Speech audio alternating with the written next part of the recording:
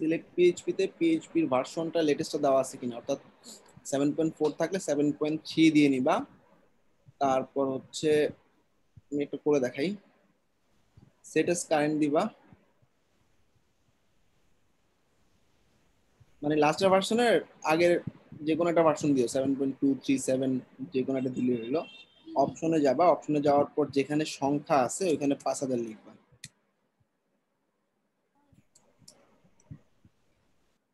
মানে যেখানে সংখ্যা লেখা ছিল ওগুলোতে 5000 লিখলাম, যেগুলোতে ড্রপ ডাউন আছে ড্রপ ডাউন গুলো ম্যাক্সিমাম করলাম।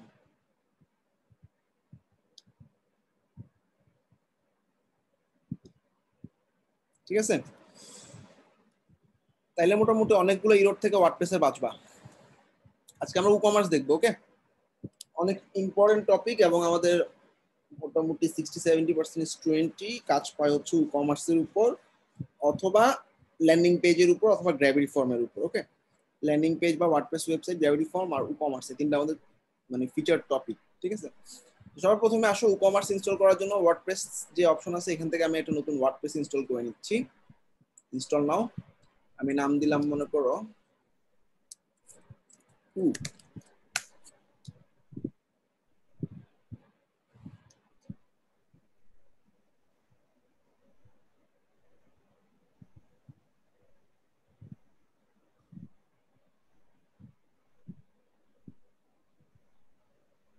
ড্যাশবোর্ডে ঢুকে গেলাম। আমাদের ছোট তিনটা কাজ আছে, সবাই নিশ্চয়ই জানো।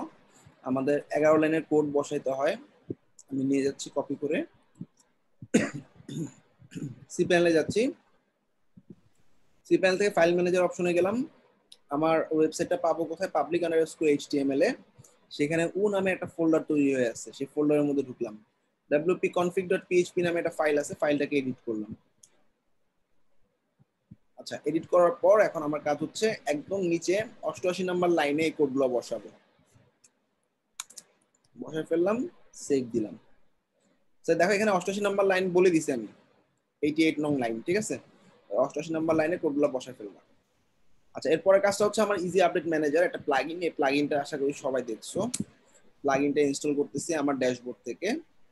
11 লাইনের কোড আর পিএইচপির অপশনগুলো চেঞ্জ করলে মোটামুটি ওয়ার্ডপ্রেসে ম্যাক্সিমাম ইরোর থেকে বেঁচে যাবে। হয়তো বা ফিউচারে একটা বা দুটো ইরোর আসতে পারে, বাট ম্যাক্সিমামই হয়ে যাবে। ওকে, আচ্ছা এবার আমার প্লাগইনে গিয়ে একটা নতুন প্লাগইন অ্যাড করতেছি যেটার নাম ইজি আপডেট ম্যানেজার। এসব রবিন দেখাইছে না? জি ভাইয়া। গ্রেট, এটা প্রত্যেকটা সাইডে করতে হবে। ও, প্রত্যেকটা সাইটে করতে হবে না ভাইয়া? তো ইজি আপডেট ম্যানেজারে কি করব, ড্যাশবোর্ড থেকে আপডেট অপশনে চলে যাব। ড্যাশবোর্ড থেকে আপডেট অপশনে চলে গেলাম। তারপর এখানে কি করতে হবে, দেখে দেখে আগাই। Quick configuration custom, quick configuration custom. তারপর হচ্ছে WordPress core update, all update minor যে আপডেটটা আছে সেটা নিব। ওয়ার্ডপ্রেস কোর আপডেটের all auto update minor,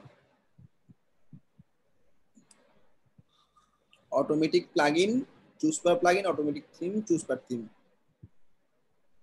plugin update choose per plugin, theme update choose per theme, translation update disable, একদম নিচে ট্রান্সলেশন আপডেট ডিসেবল। এবার ড্যাশবোর্ড থেকে যে প্লাগইন গুলো আছে সেই প্লাগইন গুলো যেগুলো আমার ফ্রি, সেই প্লাগইন গুলোর আপডেট অন করে রাখবো। এখানে যা দেখতেছি সবই ফ্রি। সিলেক্ট অল, দুই ধরনের আপডেট হয়, একটা হচ্ছে জেনারেল আপডেট, একটা অটো আপডেট। অর্থাৎ অটোমেটিক আপডেট তোমাকে বলবে না যে আপডেট আসছে।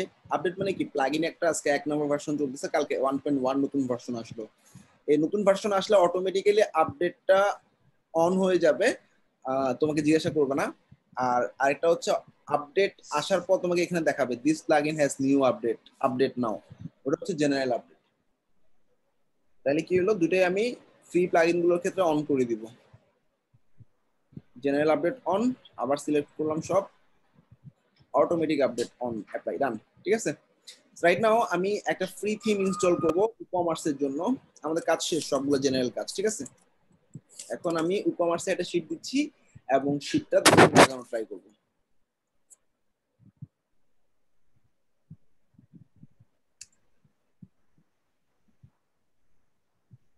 কমার্স অল,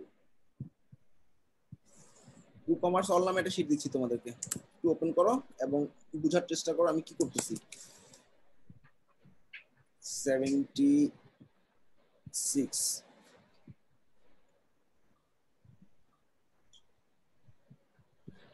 মানে তো অনেকগুলো ক্লাস হয়েছে, এপিসোড 14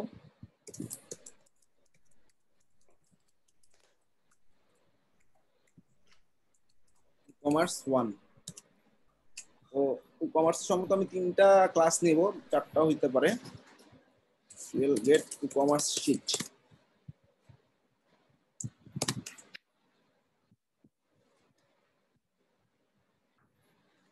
আচ্ছা খেয়াল করো, সবার প্রথম যে ট্যাবটা আছে, আমি অ্যাপিয়ারেন্স থেকে থিমে যাব, নতুন একটা থিম ইনস্টল করব। যেহেতু ফ্রি থিম ইনস্টল করব, সো অ্যাপিয়ারেন্স থেকে থিমে গেলাম।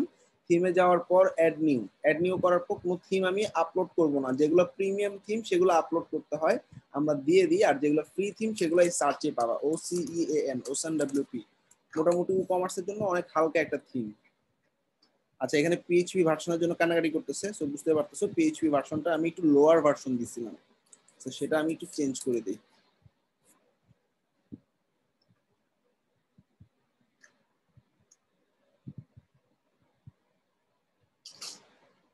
আচ্ছা এখান থেকে পিএইচপি লেটেস্ট যেটা 7.4, তার আগেটা দিলাম 7.3। Set S current.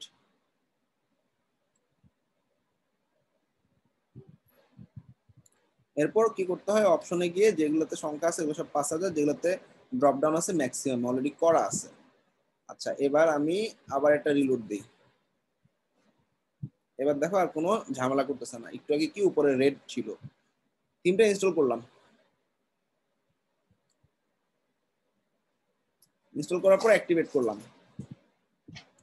এবার বিগিন ইনস্টলিং প্লাগইন। একটা থিম ইনস্টল করলে এর সাথে কিছু প্লাগইন থাকে, প্লাগইন গুলো ইনস্টল করে নিতে হয়।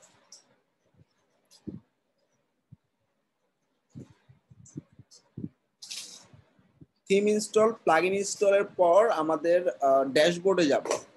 ড্যাশবোর্ডে যাওয়ার পর আমাদের কাজ হচ্ছে, এখানে দেখো এই যে ওসান ডাব্লিউপি সেটআপের জন্য চাচ্ছে। সেটআপের জন্য আমি রান সেটআপ উইজার্ড দিলাম।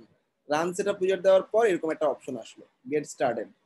আচ্ছা এখানে দেখো আমাদের ই কমার্সের একটা ডেমো আমি চুজ করলাম।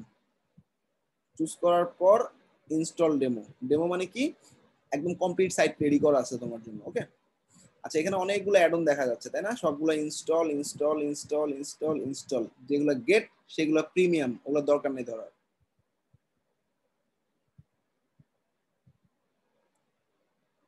এগুলো সবগুলো ইনস্টল হয়ে যাওয়ার পর আমি ইম্পোর্ট করব।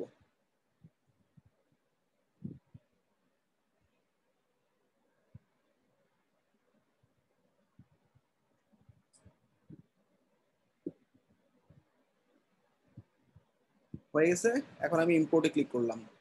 সো ইম্পোর্ট বেসিক্যালি একটা এক্সএমএল ফাইল। এক্সএমএল ফাইলটা কি আইটু আরো কয়েকটা ক্লাস গেলে বুঝতে পারবা। অর্থাৎ তোমার জন্য ওয়েবসাইট রেডি করে রেখে দিছে একটা ফাইলের মধ্যে, সেটাকে সে আপলোড করতেছে। It can be XML, it can be zip file.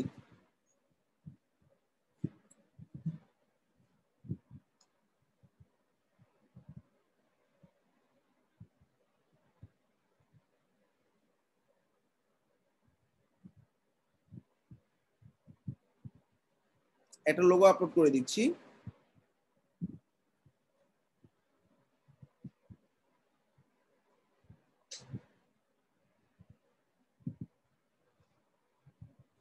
আমি আমাদের যে কোনো একটা লোগো আপ করে দিলাম।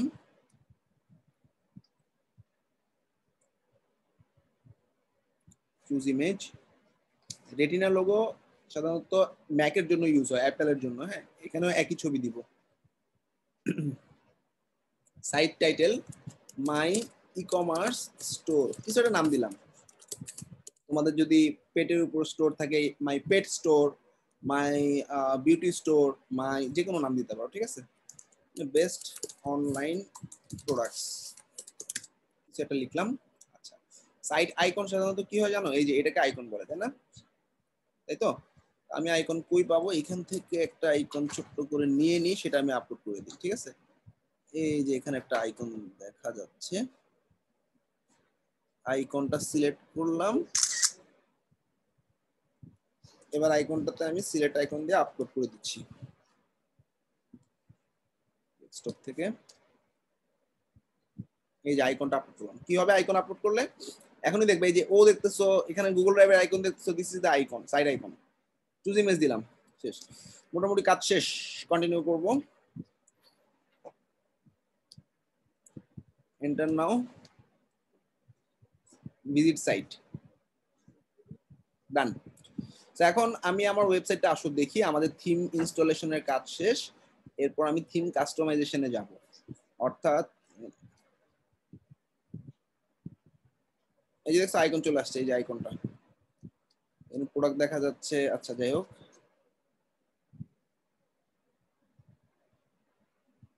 মেনুতে কালেকশন, ব্লগ, কন্টাক্ট। সো এটা কি গেল? এটা পুরোটা হচ্ছে আমি ওসান ডাব্লিউপি নামে একটা থিম আমি কমপ্লিটলি ইনস্টল করলাম।